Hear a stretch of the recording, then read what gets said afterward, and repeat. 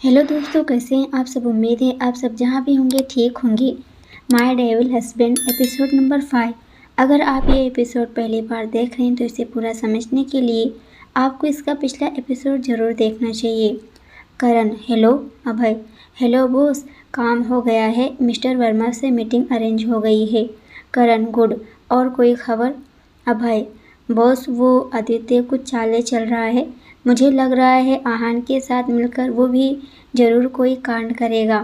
करण के चेहरे पर एक खतरनाक स्माइल आ गई और वो बोला, शेर के पीछे हजारों कुत्ते भौंकते हैं, उसमें से एक ये भी है। उसको जो करना है वो करे। मैं भी तो देखूं किस हद तक जा सकता है वो। अभय, ओके बॉस। करण ने ब्लूटूथ निकाल के रख दिया और कुछ देर तक कुछ सोचने लगा। कुछ देर में ही करण के चेहरे पर कितने एक्सप्रेशन आए जिन्हें उसने बहुत ही आसानी से छुपा लिया। कुछ देर बाद करण अपने कमरे की तरफ चला गया। जब वो अपने कमरे में आया तो उसने देखा कि सारा अभी तक सो रही है। उसने टाइम देखा तो सुबह के 8 बज रहे थे। उसने सोचा शायद ये दवा के असर से इतने टाइम तक सो रही है। उसने अपना सर झटका और बाथरूम में चला गया। बाथरूम में जाने के बाद करण शावर के नीचे खड़ा हो गया और उसने अभी तक सारा के साथ जो कुछ भी व्यवहार किया था उसके बारे में सोचने लगा। करण, ये खुद से बोला, जो मैंने तुम्हारे साथ किया तुम यही डिजर्व करती हो बेबी। अगर तुम मुझे परेशान नहीं करती तो मैं तुम्हारे साथ ये सब नहीं करता। ये सब तुम्हारी गलती है। ये सब सोचते सोचते करण अपने कुछ पुराने लम्हे में खो गया। अचानक ही कुछ सोचते सोचते वो उसके चेहरे पर एक स्माइल आ गई जिसको उसने जल्दी ही छुपा लिया। कुछ देर बाद वो बाथरूम से बाथरूम पहनकर बाहर आया और चेंजिंग रूम की तरफ चला गया। चेंजिंग रूम में जाने के बाद उसने एक ब्लैक एंड वाइट कलर का बिजनेस सूट पहना और अपने बालों को सलीके से सेट कर पैरों में चमचमाते लेदर शूज पहने, हाथों में ब्रांडेड वॉच पहने और बाहर आ गया। उसने देखा सारा उठ चुकी थी। वो बेड पर बैठी थी। जब उसने करण को देखा तो वो अपने आप में ही सिमटने लगी। करण ने उसको देखकर भी कोई रिएक्शन नहीं दिया और कमरे से बाहर चला गया। बाहर आने के बाद उसने देखा कि मिस लिली बाहर काम कर रही हैं, तो करण ने उन्हें ब्रेकफास्ट सर्व करने के लिए बोला। मिस लिली ने करण का ब्रेकफास्ट सर्व करती हैं। करण, अब आप जा सकते हैं।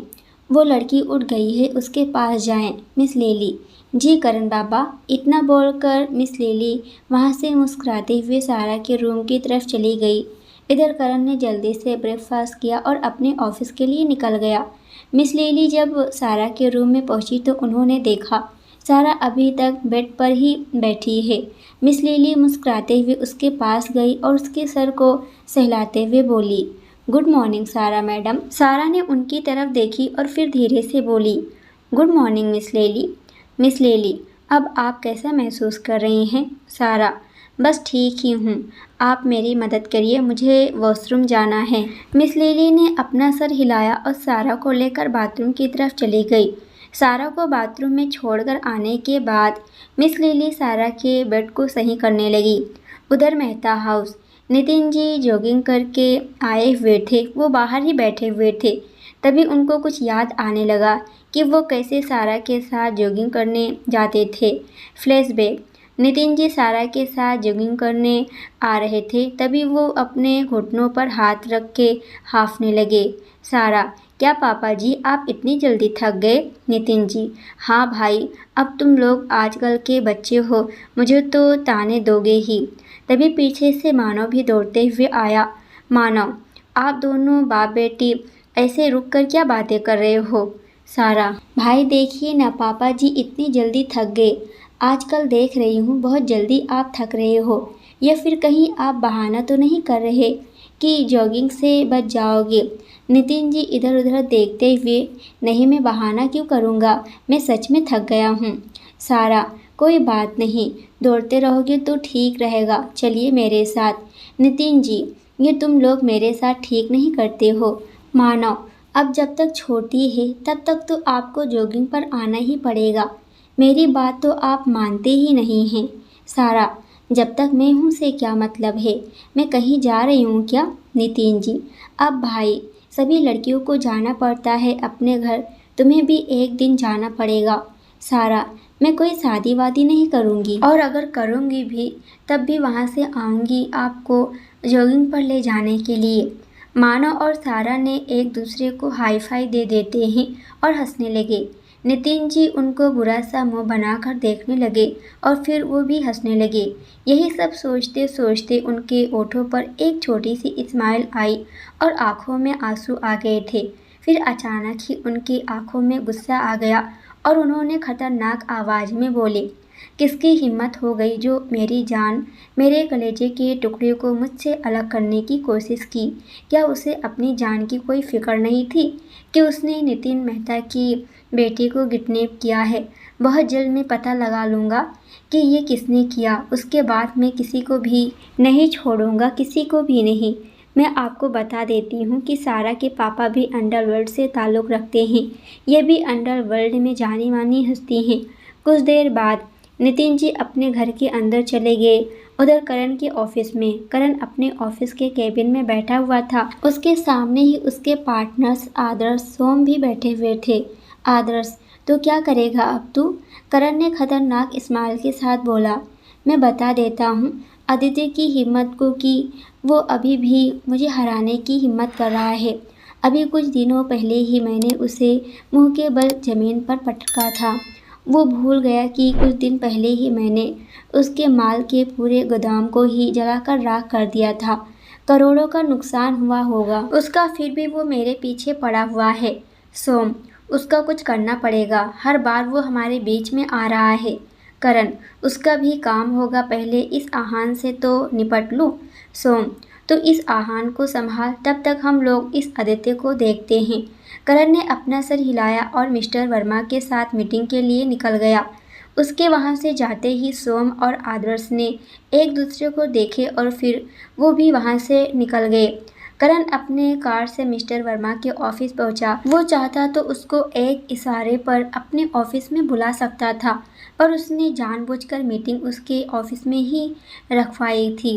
करण के वहां पहुंचते ही पूरा स्टाफ इधर उधर जाने लगा। करण को लेने मिस्टर वर्मा का असिस्टेंट पहुंचा और फिर वो उसको लेकर मीटिंग रूम में चला गया, जहां पर मिस्टर वर्मा पहले से ही उसका इंतजार कर रहे थे। करण को देखते ही वो खड़े हो गए। जब करण मीटिंग रूम में पहुंचा तो उन्होंने उसे गुड मॉर्निंग विश करके और बैठने के लिए बोलते हैं। करण ने अपने पैर पर पैर चढ़ाकर किसी राजा की तरह वहां के एक चेयर पर बैठ गया। करण, तो कैसे हैं आप मिस्टर वर्मा? मैंने सुना है आपको ये डील करने में कोई प्रॉब्लम आ रही है। मिस्टर वर्मा अपना टाई ठीक करते हुए बोले, ऐसा कुछ नहीं है मिस्टर राठौर। करण ने उनकी तरफ देखा और बोला, तो फिर मैं चाहता हूँ कि हमारी ये डील आज ही हो जाए। पैसा आपका और ज़मीन मेरी है ना? मिस्टर वर्मा ने कुछ देर एकटक करण के चेहरे की तरफ देखा तो करण उनको किसी यमराज की तरह लग रहा था, जिसे वो उसके जान निकालने आया है। करण को देखकर कुछ सोच में डूबे थे। जल्दी वो फिर से नॉर्मल होकर उन्होंने करण को तुरंत अपना सर हाँ में हिला दिया। करण ने अभय को कुछ इशारा किया तो अभय ने एक पेपर मिस्टर वर्मा के पास रख देता है। मिस्टर वर्मा ने उस पेपर को पढ़ा और उस पर सिग्नेचर कर देते हैं। करण ने अभय को कुछ इशारा किया तो अभय ने करण का इशारा मिलते ही एक बैग मिस्टर वर्मा की तरफ बढ़ा दिया। मिस्टर वर्मा ने जब वो खोलकर देखे तो उसमें पैसे ही पैसे थे। करण बोला, पूरे 200 करोड़ हैं। मैं उम्मीद करता हूँ कि कम नहीं होंगे।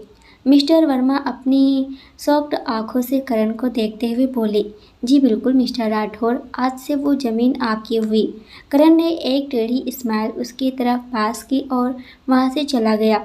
उसके जाते ही मिस्टर वर्मा ने अब इतने समय कंट्रोल सासू को लंबी लंबी सांस लेने लगी और अपने आप को शांत किया। इधर राठौर मैंसन, सारा बाथरूम से बाथरोब पहनकर बाहर आई। मिस लिली ने सारा के लिए उसके कबर्ड से कपड़े निकाले और उसको पहनने में मदद करने लगी। कपड़े पहनने के बाद सारा अपने बेड पर बैठ गई। मिस लिली उसके लिए खाना लेकर आई और उसको खिलाने लगी। खाना खाने के बाद सारा लेट गई और आराम करने लगी। मिस लिली अपने काम के लिए निकल गई। उधर करण के कार में करण बैठकर अपने लैपटॉप पर कुछ काम कर रहा था। तभी अभय का फ़ोन रिंग हुआ। उसने उठाकर देखा तो उसके किसी एम्प्लॉय का कॉल आ रहा था। उसने कॉल पर बात की तो उसका चेहरा सख्त हो गया। अभय, ठीक है, मैं आकर देखता हूँ। इतना बोलकर अभय ने कॉल रख दिया। फिर उसने करण की तरफ देखा। अभय, बॉस, एक खबर मिली है। करण, बोलो। अभय, सर, वो हमारी कल वाली जो डील होने वाली थी, जो लगभग हो गई थी, उसकी फाइल की डिटेल्स किसी ने लीक कर दिया है और ये काम हमारे किसी स्टाफ का ही है, क्योंकि ये कोई और नहीं कर सकता। अगर उसकी डिटेल्स हमारे दुश्मनों तक चली गई तो हमारे हाथ से वो डील चली जाएगी।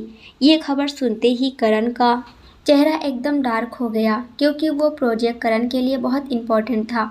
उसने अपने खतरनाक आवाज़ में बोला, कार ऑफिस की तरफ ले चलो। ड्राइवर ने कार की स्पीड बढ़ा दी।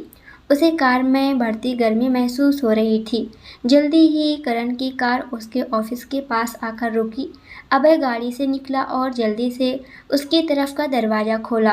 करण अपने पूरे रौब में गाड़ी से बाहर आया और अपने ऑफिस की तरफ बढ़ने लगा।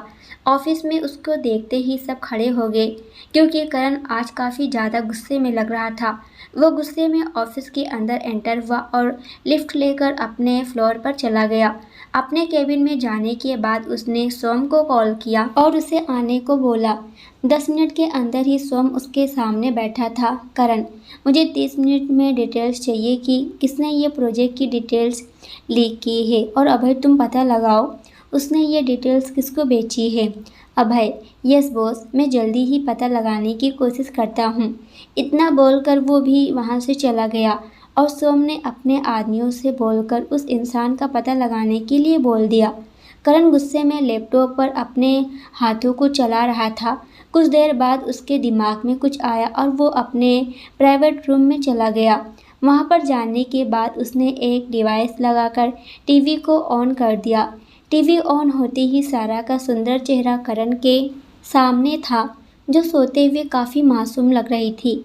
उसको देखकर करण को बहुत सुकून मिला और उसका दिमाग भी थोड़ा शांत हो गया था।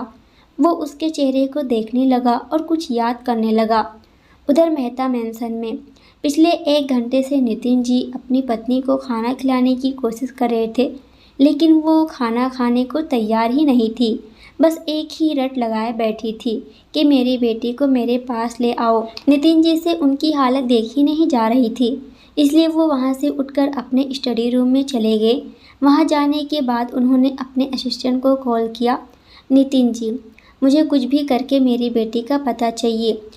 पूरे 2 हफ्ते हो गए हैं उसको गायब हुए और तुम लोग उसे ढूंढ नहीं पा रहे हो। असिस्टेंट, हम पूरी कोशिश कर रहे हैं सर, आप चिंता मत कीजिए, सारा बेबी जल्दी ही मिल जाएंगी। नितिन जी, मैं भी यही कह रहा हूँ कि वो जल्दी ही मिल जानी चाहिए, नहीं तो तुम अच्छे से जानते हो कि मैं क्या कर सकता हूँ।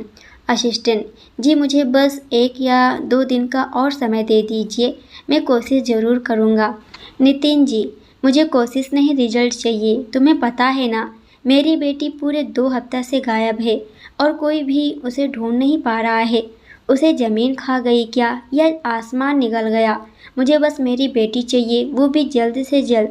इतना बोलकर उन्होंने कॉल काट दिया और अपने सामने लगी सारा की तस्वीर को देखने लगे। उनकी आंखों से आंसू निकलने लगा। वो बोले, मुझे नहीं पता आप कहाँ हो बेटा, जल्दी से आ जाओ अपने पापा के पास। ये सब मेरी वजह से ही हो रही है। मेरे दुश्मनों ने आपको किडनैप कर रखा है, पर एक बार मुझे पता लग जाए कि आप किसके पास हो, फिर मैं उन लोगों को खून के आंसू रुला दूंगा। इतना बोलकर नितिन ने अपने आंसू पोंछे और उसका चेहरा एकदम डार्क हो गया। उधर सारा अचानक से उठी और पापा का नाम चिल्ला चिल्ला कर रोने लगी। उसके इस तरह अचानक चिल्लाने से करण, जो अपने टीवी पर सारा को देख रहा था, एकदम से हड़बड़ा गया। उसने सोचा अचानक से इसको क्या हो गया। उसने तुरंत अपना फ़ोन निकाला और मिस लिली को कॉल लगाया। मिस लिली, हेलो करण बाबा। करण, मिस लिली, आप जल्दी से उसके कमरे में जाएं और उसको शांत कराएं। मिस लिली, जी करण बाबा।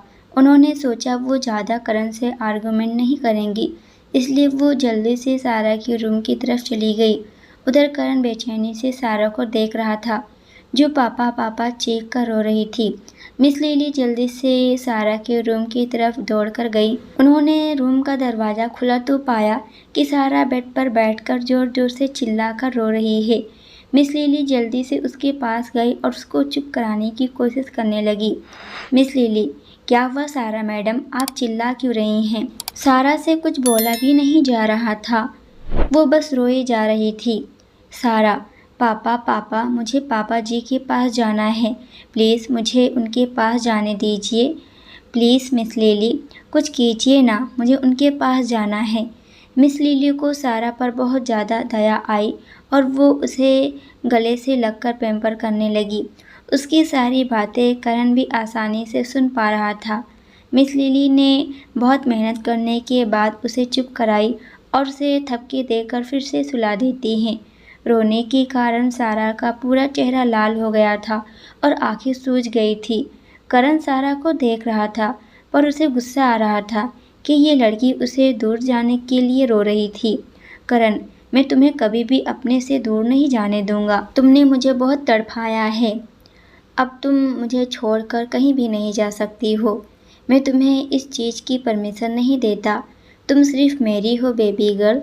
ये सब बोलते हुए करण के चेहरे पर एक सारा को लेकर पागलपन और एक दीवानगी दिख रही थी। तभी सोम ने उसके रूम का डोर नॉक किया। करण ने कुछ देर सारा को देखा और वहाँ से उठकर दरवाज़ा खोलने चला गया। दरवाजे पर सोम खड़ा था। करण बोला, सोम, मुझे पता चल गया है कि ये सब इन्फॉर्मेशन किसने लीक की है। ये सुनते ही करण का चेहरा एकदम गुस्से से लाल हो गया। उसने अपने रौबदार आवाज़ में पूछा, किसने की ये हरकत? किसको अपनी मौत से डर नहीं था? सोम, तुम्हारे मैनेजर ने। ये नाम सुनकर करण का चेहरा और भी ज़्यादा डार्क हो गया था और गुस्से के मारे उसके हाथों की नसें तन गई थी। उसने कहा, ठीक है, अब तुम जा सकते हो। सोम ने अपना सर हिलाया और वहाँ से निकल गया। कुछ देर में अभय करण के सामने खड़ा था।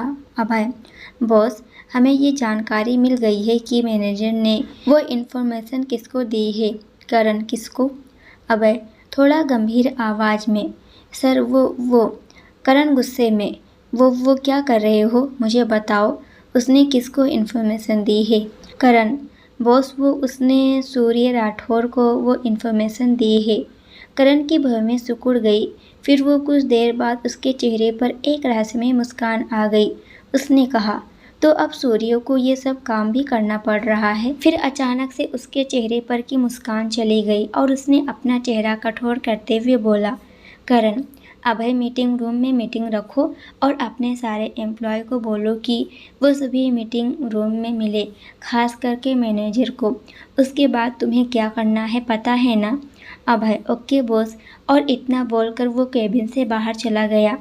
करण अपने चेयर पर बैठकर कुछ सोचने लगा। अभय के जाने के बाद करण अपने सीक्रेट रूम में चला जाता है। 1 घंटे बाद अभय वापस से करण के केबिन में आता है। अभय के आते करण को पता चल जाता है क्योंकि वो अपनी नज़रें सीसीटीवी कैमरे पे गड़ाए हुए था।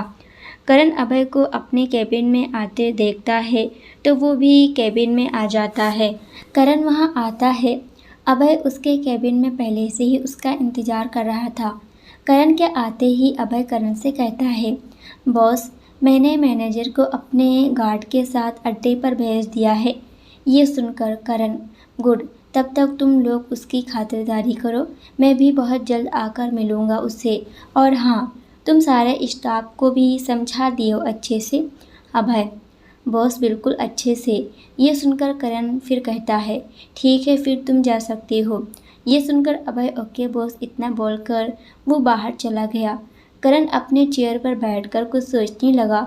उसने जैसे ही अपनी आंखें बंद किए, उसके सामने फिर से सारा का मासूम चेहरा आ गया। उसने बहुत धीमी आवाज़ में बोला, तुम बहुत मासूम हो। फिर तुरंत ही उसने अपनी आंखों को खोल दिया और अपने सर को झटक देता है। कुछ देर बाद वहाँ से उठकर वो मैंसन के लिए निकल गया। जब वो मैंसन के पास आया तो उसने कार बाहर रोकी और सिक्योरिटी गार्ड के पास चाबी उछाल कर और अंदर चला गया। अंदर जाने के बाद उसने देखा मिस लिली बाहर खाने की तैयारी कर रही थी। करण को देखते ही वो दौड़ते हुए उसके पास आई।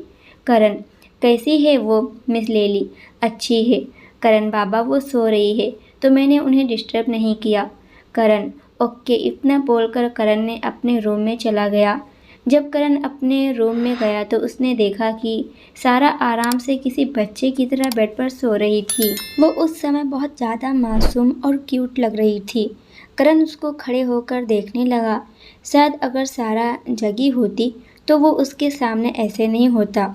उसने कुछ देर उसको देखा और फिर उसके माथे पर हल्के से किस कर लिया और फिर बाथरूम की तरफ चला गया। कुछ देर बाद करण शावर लेकर बाहर आया। उसने अभी एक वाइट कलर की बाथरोब पहन रखा था। वो चलते हुए आया और चेंजिंग रूम में चला गया। इधर अब धीरे धीरे सारा की नींद खुलने लगी थी। वो उठी और उठकर बैठ गई। उसने अपने सर को टेका से लगा लिया। उसने अपनी आंखें बंद कर रखी थी। उसे अभी करण के आने के बारे में कुछ पता नहीं था। कुछ देर बाद करण चेंजिंग रूम से बाहर आया। उसने इस वक्त एक ब्लैक कलर की टी शर्ट पहन रखी थी और नीचे ग्रे कलर का लोअर। उसके बालों से पानी टपक रहे थे जिसे वो टॉवल से साफ कर रहा था।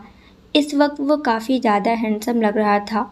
सारा को जब चेंजिंग रूम खुलने की आवाज़ आई तो उसने अपनी नज़रें उठाकर देखी तो सामने करण खड़ा था। कुछ देर के लिए सारा उसको देखते ही रह गई।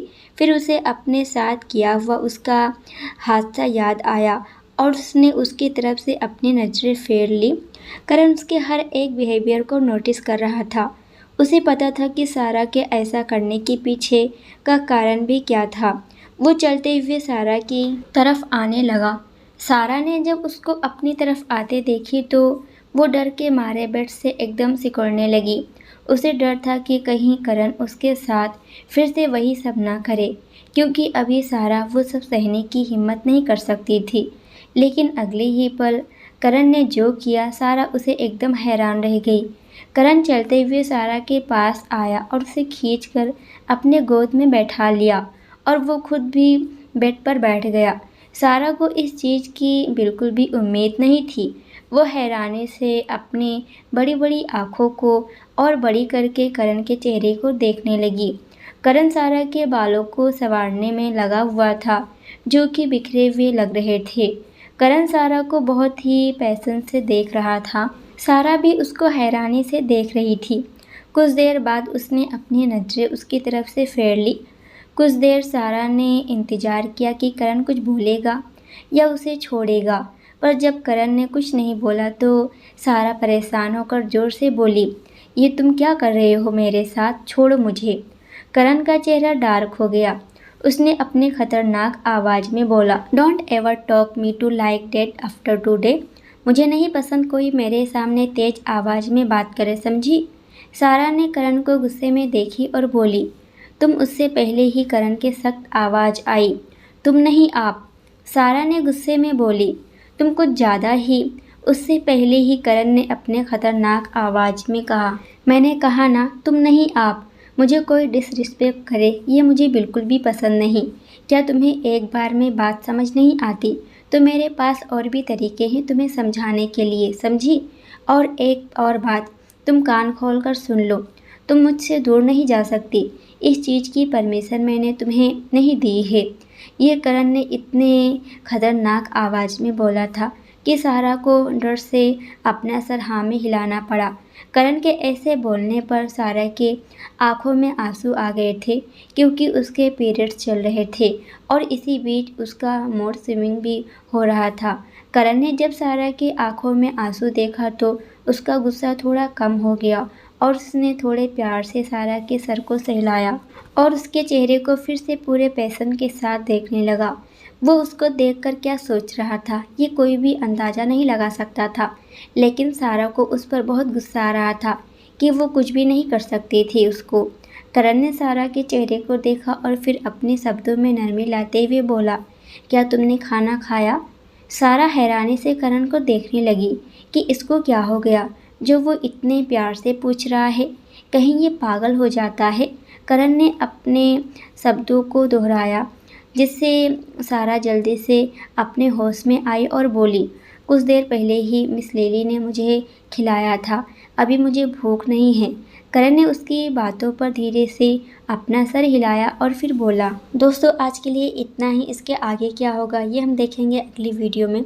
जब तक ये देखिए वीडियो पसंद आए तो वीडियो को एक प्यारा सा छोटा सा कमेंट करना मत भूलना, और अगर आप इस चैनल पर नए हो तो चैनल को भी सब्सक्राइब कर हमें सपोर्ट ज़रूर कीजिएगा। पूरी वीडियो देखने के लिए आप सभी का बहुत बहुत धन्यवाद।